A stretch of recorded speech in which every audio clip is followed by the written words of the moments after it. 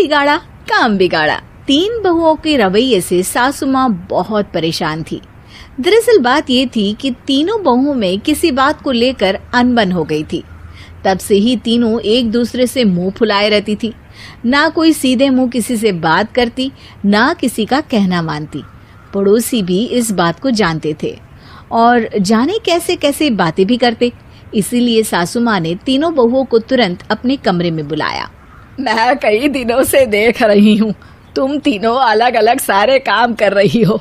ये सब नहीं चलेगा, तीनों को मिलकर ही काम करना पड़ेगा। सास की बात सुनकर एकदम से बड़ी बहू बोल उठती है। नहीं मम्मी जी, मैं इन दोनों के साथ कुछ नहीं कर सकती। मैं इस घर की बड़ी बहू हूँ, फिर भी ये मेरा कहना बिल्कुल भी नहीं मानती। अरे जेठानी जी, जानबूझकर मुझे डबल काम करवाती है आप। और छोटी मुझसे टेढ़े मुंह ही बात करती है। इन दोनों के बीच हमेशा सैंडविच बन जाती है मेरी, और मैं हमेशा आलू की तरह बीच में मसली जाती हूँ। मम्मी जी, इन दोनों को लगता है कि मैं छोटी हूँ तो इनके पैरों तले दब जाऊंगी, लेकिन नहीं, मेरा भी उतना ही अधिकार है जितना इन दोनों का है।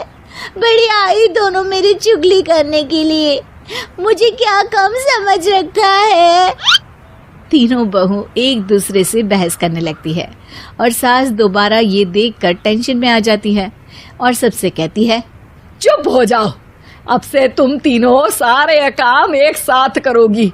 आंख बंद करके एक दूसरे की बात सुनोगी। तुम तीनों इस बात को गांठ बांध लो, वरना अगली छुट्टियों में तुम्हारा अपना मायके जाना कैंसिल। सास की बातें सुनकर डर के मारे तीनों हामी भर देती हैं। जी मम्मी जी, मैं समझ गई। हाँ मम्मी जी, जैसा आप कहें। आप जो कहेंगी मैं वही करूंगी। तीनों बहू सास की बात को गांठ बांध लेती है और वादा करती है कि अब से सारे काम वो तीनों एक साथ मिलकर ही करेंगी। ये सब देखकर सास खुश हो जाती है और वहां से चली जाती है। नीचे जाकर वो देखती है कि घर में शर्मा जी आए हुए होते हैं। सास जोर से आवाज लगाकर कहती है, अरे बहू, जरा चाय बनाकर तो लाना, शर्मा जी आए हैं। सास की बात सुनकर तीनों बहू तुरंत किचन की ओर भागती है और चाय बनाना शुरू कर देती है। मुझे तो एकदम मसाले वाली कड़क चाय पसंद है, तो हम शर्मा जी के लिए मसाले वाली चाय ही बनाएंगे। अरे नहीं दीदी, गर्मी के मौसम में मसाला चाय कौन पीता है? मैं तो शर्मा जी के लिए इलायची वाली चाय ही बनाऊंगी। ये कैसी बात कर रही हैं आप दोनों? मेरी मम्मी ने सिखाया है कि मेहमान को ज्यादा दूध और शक्कर वाली चाय देनी चाहिए, वरना वो घर वालों को कंजूस समझते हैं। तो मैं तो शर्मा जी को ऐसी ही चाय दूंगी। तीनों बहुएं अपने अपने तरीके से चाय में शक्कर, मसाला, पत्ती सब डाल देती है।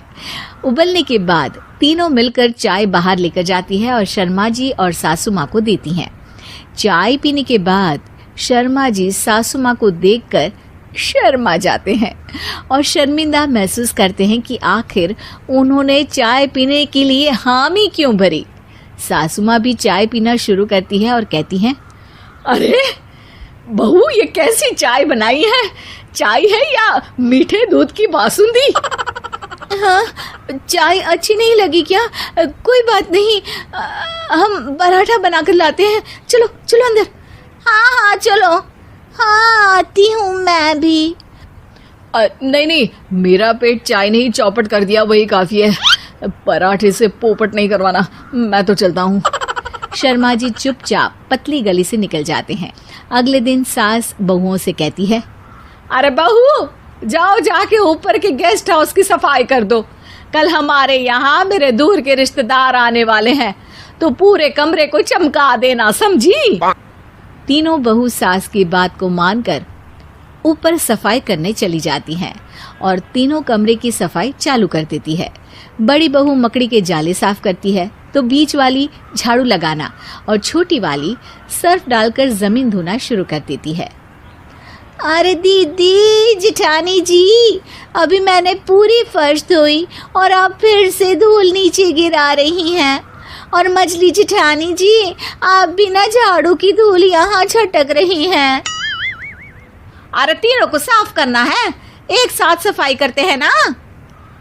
अरे वही तो, हम साथ साथ हैं, घर साफ साफ है। तीनों बहू ऐसे ही काम में उलझ जाती है और 2 घंटे तक एक ही कमरे की सफाई करती रहती है। बहुत देर से अपनी बहुओं को ना देखने के कारण सास ऊपर कमरे में उन्हें देखने जाती है, लेकिन कमरे में घुसती ही वो गीली फर्श पर फिसलने के कारण नीचे गिर जाती है। ओरी मोरी मैया, हड्डी मरोड़ के रख दी। आए मेरी तो कमर ही टूट गई रे। तीनों बहुएं सास को उठाती हैं और बिस्तर पर सुला देती है।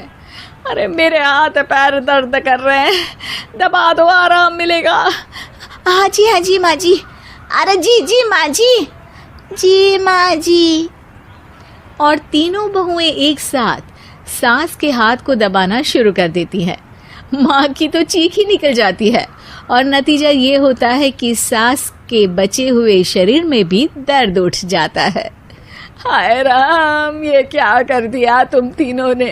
अरे मेरी तो किस्मत ही फूटी है कि तुम जैसी बहुएं मुझे मिली। हे भगवान, पूरे शरीर में दर्द बढ़ गया है।